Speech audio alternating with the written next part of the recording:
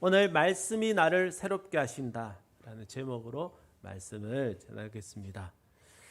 비만인 사람이 몸에 살을 빼는 거, 지방을 빼는 것은 굉장히 어려운 일인 것 같습니다.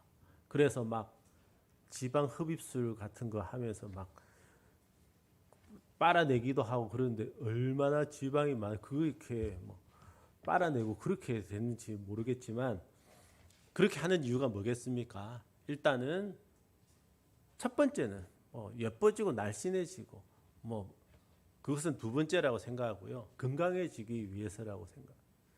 지방이 많이 있으니까 몸에 각종 질병들이 그것으로 인해서 나타나는 거죠. 과도하게 많은 기름덩이들이 내 몸에 가득 차 있다면 우리 건강에 많은 문제를 일으키게 될 것입니다. 마찬가지로 우리의 마음에도 지방이 낀대요. 기름덩이들이 붙어 있대요.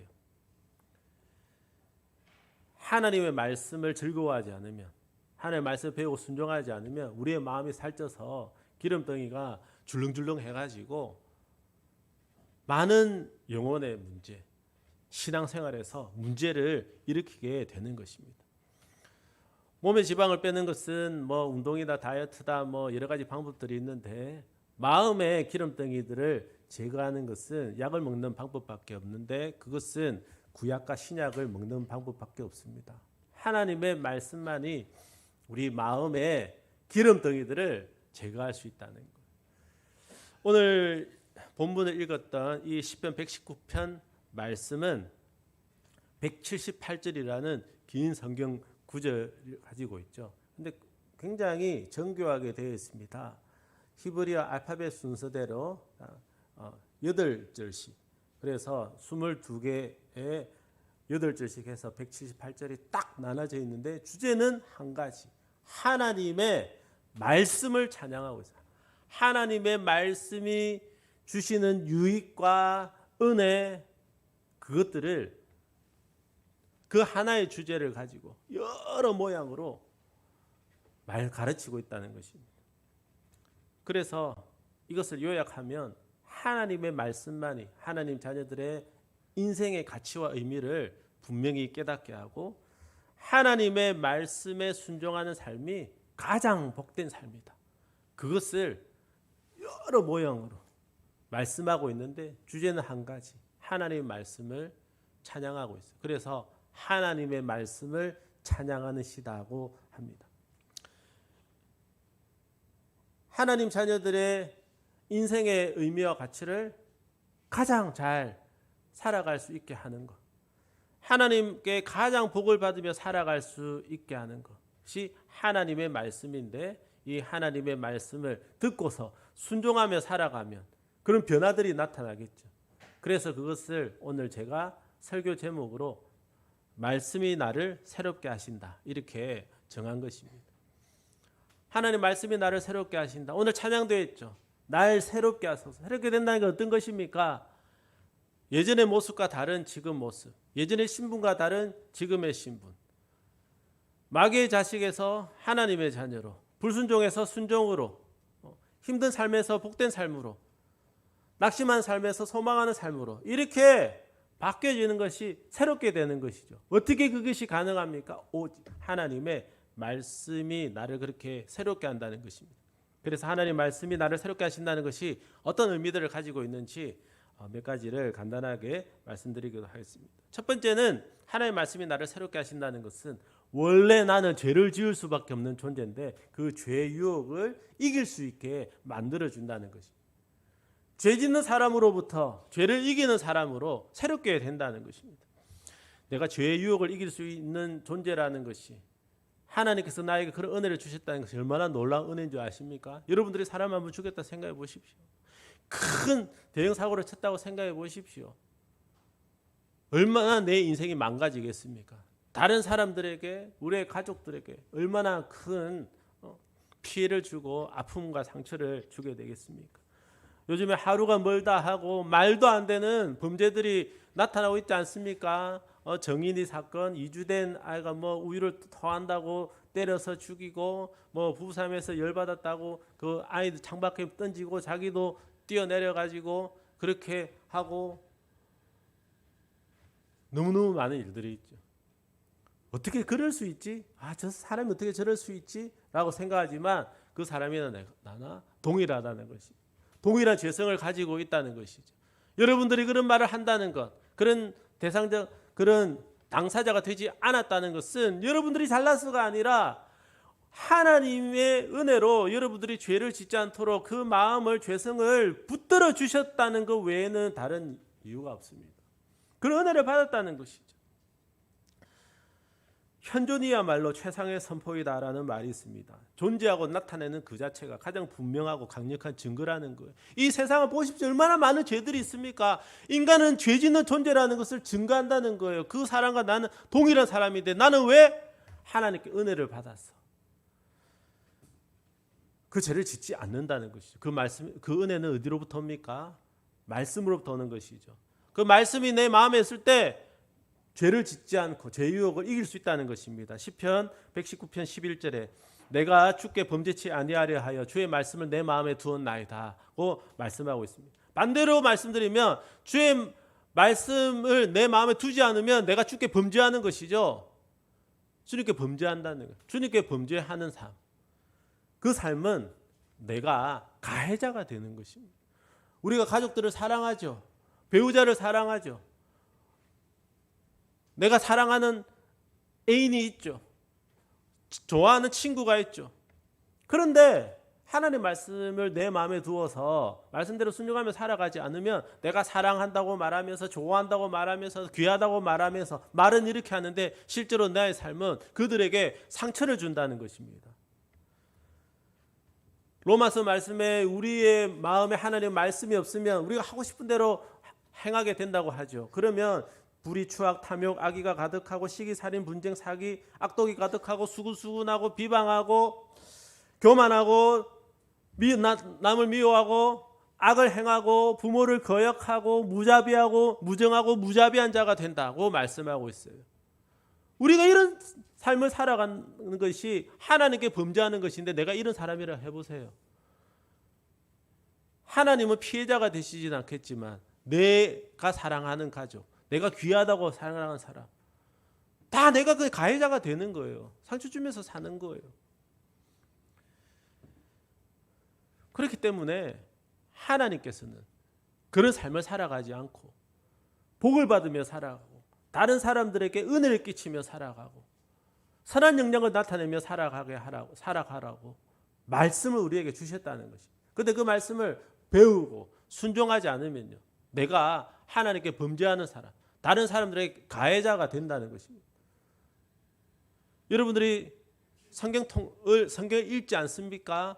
성경을 읽었지만 주신 교훈대로 순종하며 살아가고 있지 않습니까? 그게 바로 하나님 앞에 범죄하는 것이고 내가 다른 사람들에게 가해자가 되는 거예요. 다음 주에 우리 이제 개강을 하고 다음 주에 개강 집회를 하고 하는데 힘들어, 나 들은 거 못 하는데 나는 이렇게 안 해도 그냥 예배만 참석할 거야, 나는 그렇게 안 해도 충분해 라고 생각하는 그것이, 다른 말로 하면 나는 다른 사람들에게 피해 주며 살 거야, 나는 다른 사람들을 괴롭히며 살 거야, 나는 다른 사람들에게 은혜를 끼치는 것이 아니라 다른 사람을 힘들게 하는 삶을 살 거야 라고 말하는 것 똑같다는 거예요. 그래서 여러분들은 하나님의 말씀 배우고 순종하는 것은 선택해서는 안 됩니다. 그것은 순종하는 일이에요. 선택이 아니고요. 순종. 그래서 여러분들께서 가해자가 아니라 다른 사람들을 도와주고 은혜를 끼치고 성공시키고 행복하게 만들어주고 그런 삶을 살아가면 나도 얼마나 복되고 행복한 삶이에요. 진정한 사랑, 진정한 화목, 진정한 신뢰, 이러한 것들을 원하십니까? 진정한 용서, 이런 것들을 원하십니까? 하나님의 말씀을 떠나서는 그런 것이 있을 수가 없어요. 그래도 우리가 죄성을 가지고 있지만 선을 행할 능력이 조금이라도 남아 있어서 우리 삶 가운데 그런 것이 조금은 있죠. 그래도 어느 정도는 사랑하고 어느 정도는 용서하고 어느 정도는 신뢰하고 어느 정도는 화목하고 이렇게 되지만 하나님의 말씀이 내 마음에 없으면 언젠가 금이 간다는 거예요. 언젠가 미워진다는 거예요. 언젠가 용서하지 못하게 되고 저주하게 된다는 것입니다. 그래서 그런 삶을 살아가지 않기 위해서는 말씀으로 나를 새롭게 해야 된다는 것입니다. 즉 말씀을 배우고 순종하는 일, 삶을 살아가야 된다는 것입니다. 그런데 이 세상에는 하나님의 말씀을 마음에 두고 있지 않은 사람들이 많습니다. 다른 종교 믿는 사람들 얼마나 많아요. 교회를 다닌다고 하면서도 성경을 읽지 않고 하나님의 말씀을 배운다고 하지만 순종하는 사람들이 많이 있습니다. 그래서 우리는 이 땅을 살아가면서 상처를 받아요. 힘들어요. 피해자 된다는 거예요. 하나님 앞에 범죄하면 내가 가해자가 된다 그랬지 않습니까? 내 주변에 많은 가해자들이 있어요. 왜? 하나님의 말씀을 내 마음에 두지 않기 때문에. 그들의 마음에 두지 않기 때문에 자기 마음대로 살아가서 자기 마음대로 살아가는 그것이 나를 힘들게 한다는 거예요. 동서고금을 막론하고 동양이든 서양이든 예나 지금이나 상관없이 철학자들은, 종교인들은 다 세상 사는 게 힘들다 그래요. 그리스 철학자들도 이 세상에 태어나지 않는 것이 가장 행복한 일이고 태어나자마자 죽는 것이 그 다음에 행복한 일이래요. 불교에서도 생로병사가 인생은 고통이래요. 고해라고 하지 않습니까? 고통의 바다다. 성경도 동일하게 가르쳐요. 사람이 연수가 70이요 강거나 80이라도 그 연수의 자랑은 수고와 슬픔뿐이래요. 피조물이 다 지금까지 탄식하면서 고통당하고 있대요. 그런 삶을 끝내려고 더 이상 그렇게 살아가지 말라고 예수 그리스도께서 오셔서 복음을 주시지 않았습니까? 기쁜 소식이 뭡니까? 이제 하나님의 말씀대로 살아가면 이제 그런 고통에서 기뻐하고 감사하며 화목하고 사랑하고 이런 삶을 살아갈 수 있다는 것입니다. 그런데 하나님 말씀을 배우고 순종하지 않으면요, 이 세상이 주는 고통, 내 주변에서, 가정에서, 일터에서, 교회에서, 세상 사람들이, 많은 사람들이 원하지 않지만 원하든 원하지 않든 알든 모르든 나에게 가해자가 된다는 것입니다. 내가 피해자, 힘들다는 거예요. 그런데 하나님 말씀이 없으면 그 고통을, 어려움을 이겨낼 수가 없어요. 견뎌낼 수가 없다는 것입니다. 그래서 헛된 삶을 살아가고 생명을 끝내기도 하고 다른 사람을 괴롭히기도 하고 나 자신을 스스로 파괴시키기도 하죠. 그러나 하나님의 말씀은 나를 새롭게 해서 이기게 하고 승리하게 하고 어떤 상황 속에서도 사랑하고 용서하며 다시 나를 참된 하나님의 사람으로 살아갈 수 있게 만들어준다는 것입니다. 여러분 넬슨 만델라를 아시죠? 남아프리카 공화국 최초의 흑인 지도자, 세계적인 인권 운동가. 이 넬슨 만델라가 27년의 감옥 옥중생 끝내고 많은 사람들을 용서했는데요. 화해가, 용서하는 것이 최고의 평화를 위한 최고의 무기다라고 하면서 어떤 정책을 시행했는데요. 자신의 잘못을 하나님 앞에서 진정 회개를 하면 형을 살게 하지 않고 용서를 해주는 그런 정책을 시행했대요. 그래서 넬슨 만델라 평전에 소개된 한 이야기가 있는데요. 반드 브렉이라는 경찰관이 있었어요. 이 경찰관이 자기 동료 경찰관하고 같이 18살 된 흑인 소년을 총으로 쏘아 죽여요. 그리고 증거를 인멸하기 위해서 그냥 돼지 바베큐 같이 사람을 꽂아가지고 바베큐를 처럼 태워 죽인 거예요.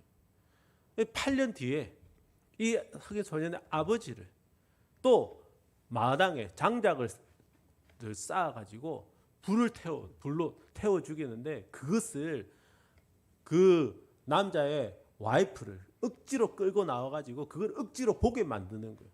불에 타 죽는 모습. 사람의 죄성이란 게 이래요. 얼마나 잔인하겠어요. 그래서 법정에서 이런 범죄 사실을 낱낱이 이야기하고 판사가 그 노부인에게 묻습니다. 반드 브렉 씨를 어떻게 하면 좋겠습니까? 사형시켜라. 저런 놈 살려주, 법을 엄정히 다스려 주십시오. 이런 말을 하고 싶어 했겠죠. 기대했겠죠. 근데 이 노부인이 3가지를 이야기합니다. 첫 번째, 남편이 불에 타 죽은 마당에서 남편의 시신의 죄를 거두어서 장례를 치르게 해주십시오. 두 번째는 아직도 나에게는 사랑할 힘이 남아 있어서 저분을 사랑하고 싶습니다. 한 달에 2번 나가 만나서 저분의 경찰관의 엄마의 역할을 할 수 있게 해주십시오. 3번째, 내가 저분을 용서했고 하나님께서 온전히 용서했다는 것을 확인시켜 주기 위해 나는 지금 저분을 허그를 해주고 싶습니다. 그것을 허락해 주십시오. 라고 말하고 이제 허락을 받아서 그 경찰관을 이제 안아주러 갔는데 그 법정에 어메이징 그레이스가 이제 불려지는 거예요. 사람들이 이런 용서는 예수님의 십자가의 사랑을 경험하지 않은 사람이 할 수 없는 거예요. 나 같은 죄인 살리신 그 은혜 놀라워. 이 찬양이 막 울려지고 그 노부인이 걸어가는데 그 경찰관이 기절을 해버렸대요. 그 상황을 감당할 수가 없었어요. 하나님의 말씀이 있는 사람과 없는 사람의 차이가 이래요. 하나님의 말씀이 없으면요, 남을 미워하고 시기하고 분쟁하고 수근수근하고 이런 어떤 크게 생각하지 않는 일부터 시작해서 정말 이 반드 브렉 씨 같은 이런 일을 행할 수 있는 게 바로 저와 여러분이에요. 그런데 이런 흉악한 일을 할 수 있는 존재임에도 불구하고 하나님의 말씀이 나를 새롭게 하면요, 어떤 사람도 용서할 수 있고 어떤 고난도 이겨낼 수 있는 사람이 바로 또 나라는 것입니다. 영도시는 뭐라고 합니까? 빙점이라고 하죠. 물이 어는 온도 아닙니까? 근데 영도를 또 뭐라고 합니까? 융점이라고 하죠. 얼음에서 물로 녹는 온도도 영도예요. 그 영도는 물이 얼음이 되는 빙점이기도 하지만 얼음이 물이 되는 융점이기도 하죠. 우리가 그런 존재, 지극히 지독하게 악독한 일을 할 수 있는 존재가 바로 저와 여러분이 하지만 너무너무 놀라운 사랑, 너무너무 놀라운 일을 행할 수 있는 존재도 바로 저와 여러분. 그것을 어떻게 바꾸는가? 하나님의 말씀이 그 차이를 만들어낸다는 것입니다. 그래서 죄인인 내가 새로운 피조물이 된다는 거예요. 말씀이 나를 새롭게 한다는 것입니다. 얼마나 놀라운 일입니까? 시편 119편 107절 말씀에 나의 고난이 매우 심하오니 여호와여 주의 말씀대로 나를 살아나게 하소서. 이 땅을 살아가면서 여러분들 많은 상처를 받을 수 있어요. 예전에 많은 상처를 받았을 수도 있습니다. 앞으로도 상처를 받을 수도 있겠죠. 그러나 하나님의 말씀은 여러분들을 살아나게 한다는 것입니다. 그래서 말씀을 붙들어야 돼요. 배우고 순종해야 된다는 것입니다. 그렇지 않으면 내 마음에 살짝 기름덩이가 득지득지 달라붙어가지고 상처를 이길 수 있는 그런 체력이 없어요. 영역이 없어요. 그래서 작은 상처에도 삐지고 말 한마디에도 삐지고 교회를 떠나고 시험했다 다른 사람들과 관계가 깨어지고 배우자 관계 깨어지고 가정이 깨어지고 얼마나 그런 일이 많이 나타납니까? 그런데 하나님의 말씀은 그걸 새롭게 한다는 거예요. 살아나게 한다는 것입니다. 이 자리에 계신 모든 성도님들이 마음이 너무 힘들고 지칠 수 있죠. 예전에 그런 일이 이어질 수도 있고 지금은 없지만 앞으로 나타날 수도 있지만 그때 그것을 고치는 약은 구약과 신약 하나님의 말씀밖에 없다는 것을 기억하셔서 언제든지 하나님의 말씀이 나의 심령을 살아있게 만들고 어떤 상황과 고난 가운데서도 다시 회복시키는 하나님 주시는 영혼의 치료약이 되기를 바랍니다. 세 번째로 하나님 말씀이 나를 새롭게 하신다는 것은 하나님의 백성으로서 마땅히 해야 할 바를 하게 하신다는 의미입니다. 시편 119편 41절 말씀에 여호와여 주의 말씀대로 주의 인자하심과 주의 구원을 내게 임하게 하소서라고 말씀하고 있습니다.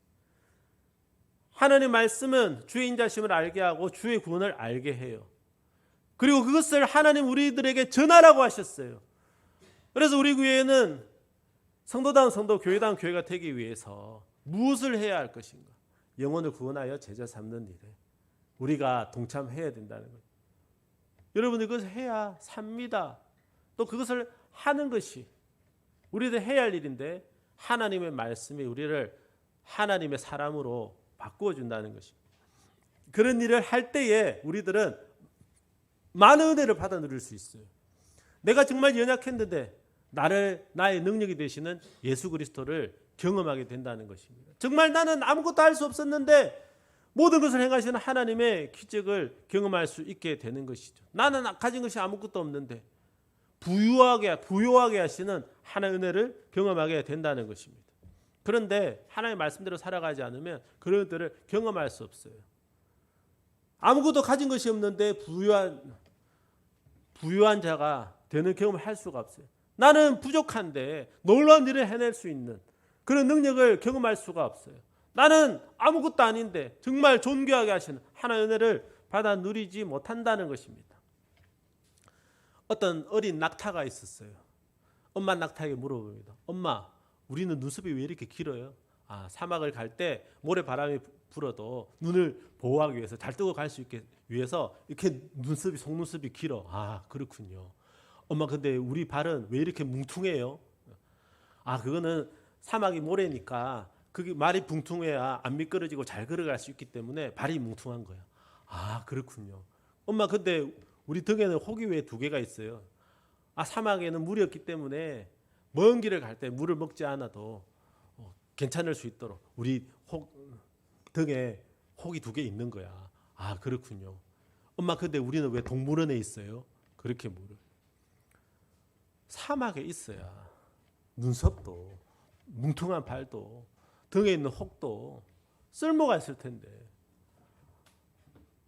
다 주어지는 그런 동물원에서 꽤 갇혀 있는데 속눈썹이 뭐가 필요하고 뭉퉁한 발이 뭐가 필요하고 등에 혹이 뭐가 필요해요?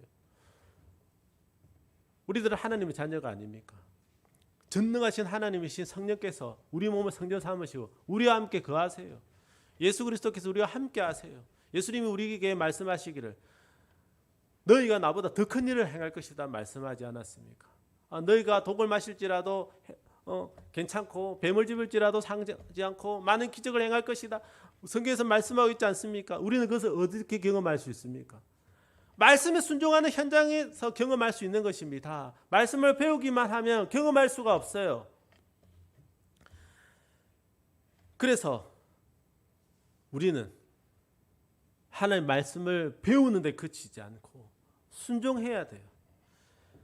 하나님의 말씀을 배우기는 하는데 하나님께 나와서 예배를 드리기는 하는데 삶 속에서 하나님이 역사하시는 것을 경험하지 못하고 하나님께 영광을 돌리는 삶을 살아가지 않고 성령의 열매를 거두지 않는 삶을 경건의 모양은 있으나 경건의 능력을 부인하는 자다고 성경이 말씀하는 거예요.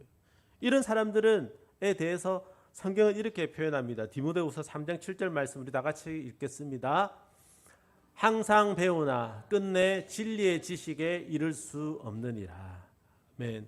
저는 이것이 오늘날 한국 교회가 위기다라고 말하는 시대에 답을 줄 수 있는 하나님의 말씀이라고 생각합니다. 저의 가장 큰 고민, 관심사가 바로 그거예요. 우리 성도님들이 신앙생활을 하면 그 신앙생활의 기간 연륜이 이제는 능력이 되고 훌륭한 신앙 인격이 되고 하나님이 기쁨이 되는 삶이 되고 이런 삶을 살아가게 해야 되는데 정말 내가 말씀을 가르치고 신앙생활 같이 이렇게 하게 됐는데 시간 지나서 더 완고해지고 예수 저렇게 믿었다고 하면서 수십 년을 저렇게 예수 믿고 신앙생활 했는데 사람이 왜 저러노? 이런 말을 듣게 하면 어떡하지? 우리 주변에 이런 말들 좀 종종 듣고 있지 않습니까? 직분자들, 중직자들 뿐만 아니라 목회자들도 그런 말 듣죠. 목회자들도 오늘 저처럼 말씀을 선포하잖아요. 하나님의 말씀을 가르치잖아요. 이렇게 하는 주의 종으로 하나님의 일을 하는데 목회자가 왜 그런 이상한 목회자가 되는 거예요? 이렇게 평생을 수십 년 하나님의 말씀을 선포하고 가르치고 이렇게 했는데 왜 변화되지 않느냐는 거예요. 왜 하나님의 말씀의 능력이 없느냐는 거예요. 왜 사람들한테 손가락질 받는 그런 삶을 살아가는 크리스찬이 되어버렸냐, 하나님 자녀가 되어버렸냐는 거예요. 너무 안타깝죠. 저도 그렇게 되고 싶지 않고요. 우리 성도님들도 그렇게 만들고 싶지 않아요. 우리 성도님들이 신앙생활을 하면 할수록 더 신앙이 성장하고 인격이 성숙하고 하나님의 능력을 나타내고 찬송가가 있지 않습니까? 예수 예수 믿는 것은 받은 증거 많도다. 어떤 사람은 예수님 믿어서 이런 많은 증거가 얼마나 많은 체험을 했으면 이런 찬송가도 만드는데 그 찬송가를 부르는 우리들에게 어떤 증거가 있습니까? 예수님 만난 증거는 뭐고 예수님께서 행하신 능력은 뭐고 우리가 거두고 있는 성령의 열매는 뭡니까? 왜 그런 것들이 나타나지 않을까요?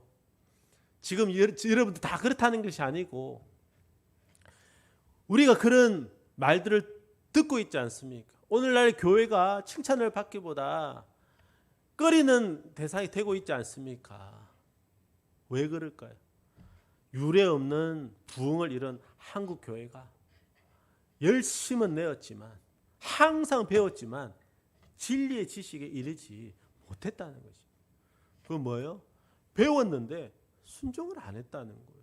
배우기만 하고 예배는 드렸지만 예배를 드리면서 들었던 말씀, 찬양으로 고백했던 그 나의 믿음의 고백대로 살아가지 않았다는 것입니다. 그렇게 하면요, 수십 년 예배를 드리고요, 수십 년 성경을 읽고 양육을 해도 마침내 진리의 지식에 이룰 수 없게 되는 거예요. 여러분, 말씀으로 이제 우리 새로워져야 됩니다. 이전 것은 지나갔어요. 어제까지 어떤 삶을 사셨더라도 오늘 제가 선포한 말씀을 기억하십시오. 하나님께서 여러분들 주시는 말씀. 이제 너희들 말씀을 듣기만 하고 순종하지 않으면 항상 배우는 진리의 지식에 이룰 수 없어. 수십 년 신앙생활을 했지만 성령의 열매를 거둘 수 없어.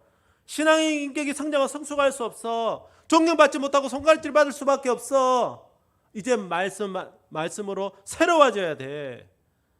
하나님의 말씀을 먹지 않으면 이 세상에 내 영혼을 망가뜨리는 이 세상의 정크푸드를 먹을 수밖에 없어요. 이 세상의 잘못된 가치관, 나의 경험, 다른 사람들의 가르침, 잘못된 가르침 이런 것들이 내 마음에 가득 차서 내 영혼은 병들죠.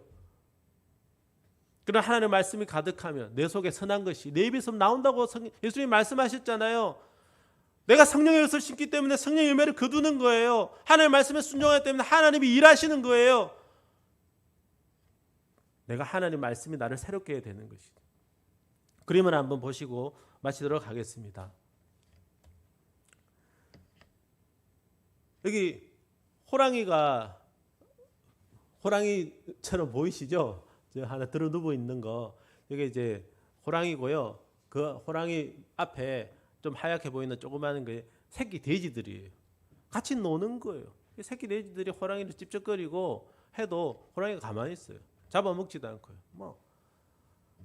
얼마나 맛있는 간식이에요, 호랑이한테. 왜 안 잡아먹는가? 왜 저런 일이 있는가? 동물원 사역자들이 이렇게 이야기를 합니다. 그 다음 사진은 엄마 돼지가 새끼 돼지한테 젖을 먹이고 있는데요. 앞에서 하나, 둘, 세 번째 또 줄무늬 있는 거 있죠. 새끼 호랑이에요. 새끼 호랑이가 돼지 젖을 먹고 있는 거예요. 엄마 돼지. 새끼 호랑이를 새끼 때부터 돼지 젖을 먹게 만들면 지가 돼지인 줄 안대요. 그래서 겉모양은 호랑이나 속사람은 돼지, 속모양은 돼지. 그런 호랑이가 되어버려요. 엄마 나는 왜 이렇게 생겼어? 나는 돼지인데. 쟤들은 줄무늬가 없는데 나는 왜 이렇게 줄무늬가 있어? 이렇게 되는. 백수의 왕인, 동물의 왕인 호랑이가 호랑이 젖을 먹지 않고 돼지 젖을 먹으니까 내가 돼지가 되어버려요. 그 모습은 호랑이인데 속은 돼지가 돼요. 하나님의 백성들은 뭘 먹어야 될까요? 하나님의 백성이 하나님의 말씀을 먹지 않고 세상의 양식들을 먹으니까 잘못된 가르침들, 나만의 경험들, 다른 사람의 잘못된 가르침 이런 것들을 먹고 사니까 겉모양은 크리스찬인데 나는 교회를 다닌다고 말하는데 속사람은 성령의 사람이 성령이 있지 않고 이 세상의 것들이 가득 차 있어서 세상 사람들처럼 되어버리는 것이죠. 그러면 어떻게 됩니까? 하나님 말씀대로 살아가지 않고 내 마음대로 살아가는 거예요. 그런 사람들을 교만한 사람이라고 해요. 교만한 사람은요, 건들건들하고 이렇게 시건방 들고 자기 자랑하고 이런 사람들을 교만한 사람이라고 안 해요. 시그마 들고 건들건들하고 이런 사람들은 찌질이라고 그래요. 모질이라고 그래요. 양아치라고 그러죠. 교만한 사람은요. 자기 하고 싶은 대로 하는 사람이 교만한 사람. 내가 낸데 그래서 내 하고 싶은 대로 말하는 거예요. 내 하고 싶은 대로 행동하는 거예요. 하나님이 두렵지 않은 사람. 하나님의 말씀이 내 마음에 없으니까 내 생각대로 말하고 내 생각대로 행동하는 거예요. 그래서 어떡하라고? 이게 교만이에요. 우리 그런 사람 되어버린다는 거예요. 그래서 이 자리에 계신 저와 여러분들이 오늘 이 시간에 결단을 해야 되는 것입니다. 나는 하나님의 자녀이기 때문에 하나님의 말씀을 먹겠습니다. 먹기만 하고 운동을 하지 않으면 어떻게 되죠? 비만이 되죠. 우리의 영혼도 마찬가지로. 하나님의 말씀을 듣기만 하고 행하지 않으면 그거를 보고 얼굴을 곧 잊어버린 자가 같이 되어서 자기를 스스로 속이는 자가 되는, 스스로 속는 자가 되는 거예요. 나는 하나님 말씀 들었으니까 나 믿음 이만큼 좋아졌어. 나 하나님 말씀으로 양육받았으니까 믿음 이만큼 좋아졌어. 스스로 속고 있는 거예요. 그것이 그렇게 되는 것이 아니라는 것입니다. 항상 배우는 진리의 지식에 이르지 못한다는 거예요. 어떻게? 항상 배우고 항상 순종해야 진리의 지식에 이르러서 하나님의 사람으로 하나님의 사람답게 살아갈 수 있는 것입니다. 그것이 하나님께 영광을 돌리고 내가 가장 복된 삶을 살아가는 것이죠. 이 자리에 계신 모든 분들, 하나님의 자녀들인 저와 여러분들이 하나님의 말씀을 먹어서 하나님의 말씀 먹고 순종해서 하나님의 백성답게 자라나고 하나님의 백성답게 성장 성숙해서 하나님께 영광을 돌리고 가장 복된 삶을 살아가는 저와 여러분들이 되시길 예수님의 이름으로 축복합니다.